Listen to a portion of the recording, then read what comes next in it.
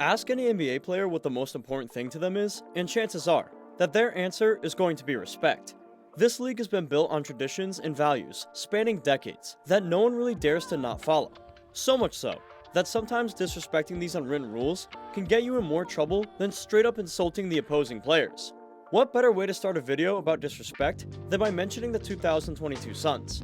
These guys had the biggest playoff meltdown ever in Game 7 of their second round series against the Mavericks. It was so catastrophic that by halftime, the game was already set in stone, with the Suns fans booing their players, and the team even issuing an apology to the fans.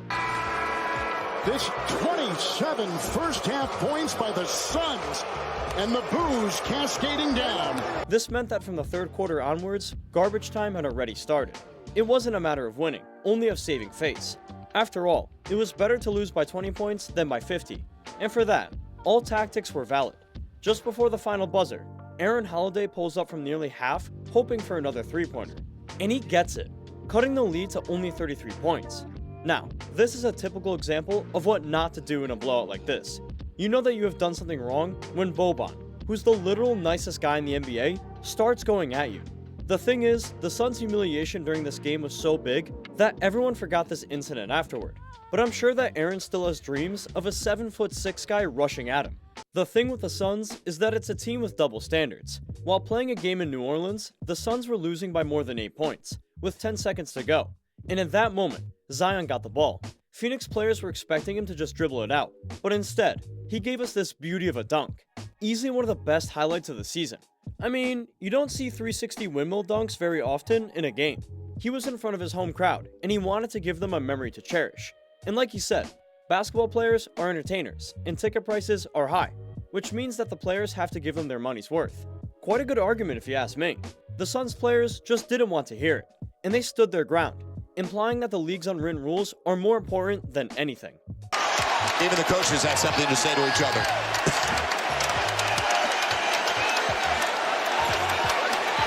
Another clip, and once again, Chris Paul is on the court, but this time, he's the main culprit. Very surprised Chris Paul took that layup. I don't think he had to shoot that. Well, Lillard letting him know about it. It was an intentional act of disrespect towards Portland, and with Lillard as the face of the franchise, he wasn't going to let this go. He went directly at Paul, giving his arm a strong shove to get the ball out of it, and to make him understand that his play didn't go unnoticed. As I said, with him being a big veteran of this league, CP3 was supposed to know these unwritten rules. But that also means that sometimes rookies are just oblivious to this kind of stuff. And try to put yourself in their place. You're a guy who's just starting out and only getting garbage time minutes. You're obviously going to try to show off. Well, Jordan Bell took this behavior a bit too far. That day, the Warriors were blowing out the Mavericks by more than 20 points. Jordan saw this as his chance to shine. That's what we can call disrespect. It wouldn't take much time for Steve Kerr himself to be filmed on the bench telling his young guy that it was something that shouldn't ever be done at a time like this. Quite a lesson for the rookie. Lance Stevenson is a player whose entire career is built upon highlights and petty moves, so he obviously deserves a spot here. In the 2010s, if you heard that there was a humiliating play that just happened in the league, chances were that it concerned Lance one way or the other. He would continue with these ways during a game versus the Raptors. Toronto had a 15-point lead and gave the Pacers the ball with less than 5 seconds left. All of their defenders just stopped playing, thinking Indiana would do the same. Instead, Lance went for the easy layup. He didn't even have the time to go back to his own bench when 3 Raptors players were already on him. Now DeRozan and Lance Stevenson getting into it with Tucker for laying that shot up and in with time running out. If Lance had instead chosen the logical play, they would have all returned home earlier. But no, he just had to follow his intrusive thoughts. The Knicks and the Grizzlies also went at each other for a very similar reason. While playing in the Garden, Memphis was already up 20 points, with less than 50 seconds on the clock. The Knicks players just gave up, letting the other team rest too. But no, Jay Crowder stole the ball from them and immediately attempted a three-pointer. Elfrid Payton wasn't going to have any of it. Half did Brooks. Let's turn it over. And then Payton and Crowder. Have to be separated. Morris shoved somebody as well. Valanciunas getting in the way. Everyone was throwing hands. The players, the bench, and even the coaches and the staff. Randall was by himself fighting dudes with suits. Just general chaos. Because one guy just wanted to shoot one more meaningless three-pointer. We're quite lucky that this happened in an empty Knicks arena, because we could have easily had another Malice in the Palace situation on our hands. This play combines everything. A late steal from the opposing team, a big lead, made bigger, as well as an emphatic dunk in front of your own public. Darius Bazley wanted to give a show to his Thunder fans, and boy, he did, because he not only gave them a good dunk, but also a reproduction of the previous WrestleMania. I mean, Westbrook just wasn't going to let Darius go on normally with his life after what he did. Oh no, he wasn't going to hear him. So much actually, that Russell would end up being ejected with less than a second left in the game. Was it worth it?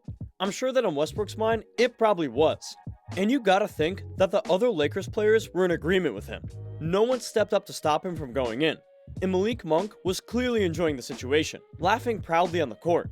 And people then wonder why this Lakers team went nowhere. This time, we have the reverse scenario happening. The player going for the steal isn't from the winning side, but actually from the losing one. I think that he preferred having a 36-point loss than a 38-point one. But coming from the back like that to steal it is just a cowardly move. Rockets' Francisco Garcia pushed Lucas to make him aware of the mistake that he just made, but the other came back at him, throwing back a punch before backing up behind his teammates. On the other side, Garcia was ready to fight. His fists were ready, but Lucas continued hiding. Both the Utah and the Houston bench would come to separate the two, but the damage was already done. The boxing highlights were recorded and ready to go around the entire world. Saric went for the big dunk. A useless dunk, but a big one. It just rubbed Jordan Clarkson the wrong way, and so he expressed his frustration in the best way possible. And that's throwing the ball on Saric. The chain reaction would be an immediate one, and Embiid immediately jumped on Clarkson. From there, the dominoes would fall one after the other, and we would quickly find out the entire teams were going at each other. At one point, even LeBron James would get involved. And when you get to that point, you know that it's a serious matter. Sometimes, other players take it upon themselves to use these little tactics to deliberately disrespect the opposing teams. And it seems like Rudy Gobert did exactly that. In the last seconds of his homecoming game in Utah, after getting traded to Minnie, he made an easy basket just under the rim. One that wasn't needed since the Timberwolves had already sealed the win. But it was instead one that expressed everything that Rudy felt towards his time with the Jazz. As you could guess by now, this basket came with a big hostile reaction. First, from the fans in the arena, who were disappointed in Rudy and started booing him. How do he does, and that's not going to sit well with Jazz fans. And then from the Jazz players themselves, as Malik Beasley would get in his face to show him how he felt about that. Rudy wouldn't back out either, as he just kept looking down at the guy. No matter how disrespectful you might think this was, I'm sure that it was better for Rudy than any therapy that money could buy. What do you guys think? Are these rules really as important as they make them seem to be? Or are these NBA players holding on to something meaningless? I would love to have your opinion in the comments below.